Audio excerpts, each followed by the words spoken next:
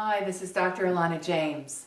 The mission of dralnet.com is to raise graduation rates, and we do that through offering content and services designed to support outstanding PhD or other kinds of research.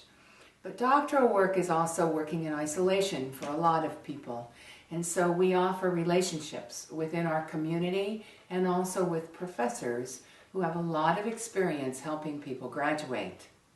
This video is part of a series that is designed to come out one video series a month for our DoctoralNet Academy members. Today's topic is how to organize your stuff. What stuff? Well, doctoral work goes on in your mind and throughout your life over a period of time.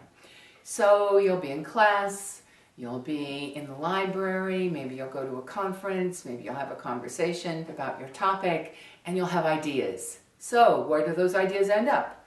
On notes, in emails, perhaps in your phone somewhere, and then later you come to a point when you want to write coherently, and you have this sinking feeling that you're missing some of your stuff.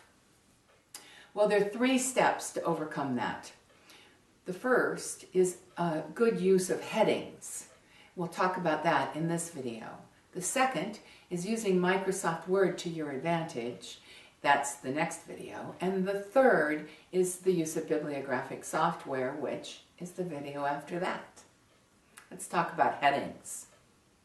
Where do you get headings? What kind of headings? Well, a chapter is broken into heading 1, heading 2, heading 3, subtopics, topics, and those topics flow pretty consistently through all kinds of research.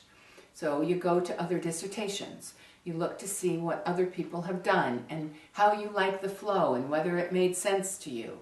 You also go to your university for guidelines. Some universities will tell you exactly what headings you need to use, others leave it entirely up to you.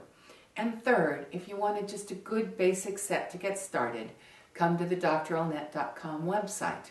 We have both headings and a rubric for the material that should go into those headings from which you can start. You look at them and you say, what flows for me? Does this work with the kind of logic? Can I write to this? And some people will put together the umbrella of thoughts and then drill down. Other people will want to build step by step. That's up to you. Find a set of headings and a way the logic flows that makes sense, take it to your advisor, and test it out. If it meets your university guidelines, you're off and running, and ready for the next video where we talk about how to set up Microsoft Word so that it forms a table of contents easily and helps you write without redundancy. See you there.